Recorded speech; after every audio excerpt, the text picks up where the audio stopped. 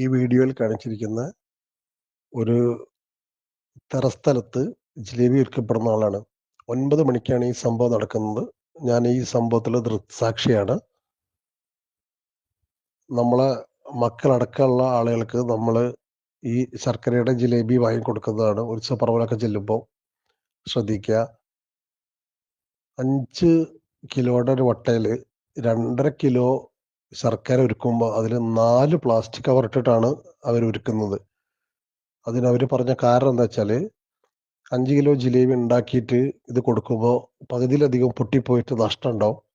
അത് പൊട്ടിപ്പോവാതിരിക്കാൻ പ്ലാസ്റ്റിക്കും പാടെ ശർക്കര ഉരുക്കുമ്പോൾ ചേർത്താൽ ജിലേബി പൊട്ടിപ്പോവാതെ മുഴുവൻ ജിലേബിയും ഒരു നല്ല ഗ്ലേസിങ്ങോടെ കിട്ടും.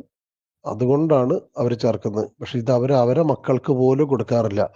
ഈ സംഭവം കോഴിക്കോട് ജില്ലയിൽ മെഡിക്കൽ കോളേജിന്റെ താഴത്ത് പൂവാട്ടറമ്പിനടുത്ത് പെരുവയലിൽ പെരിയങ്ങാട് എന്ന് പറഞ്ഞ ഒരു കുലവങ്കാവ് എന്ന് പറഞ്ഞ ഒരു കാവിലെ ഉത്സവത്തിന്, അതായത് കറക്റ്റ് പറഞ്ഞാൽ കഴിഞ്ഞ ശനിയാഴ്ച നടന്ന ഉത്സവത്തിന് അവർ ചെയ്തതാണ്.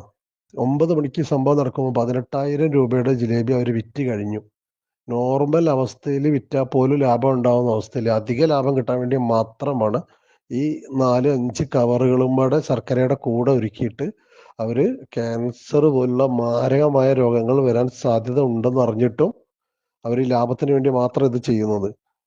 ഈ സംഭവം നടന്നു കഴിഞ്ഞപ്പോൾ ഈ ജിലേബി വിത്ത് മുട്ടായി വിൽക്കുന്ന അയാളുടെ മകന് ആളെ കൂടെ ഉണ്ട്.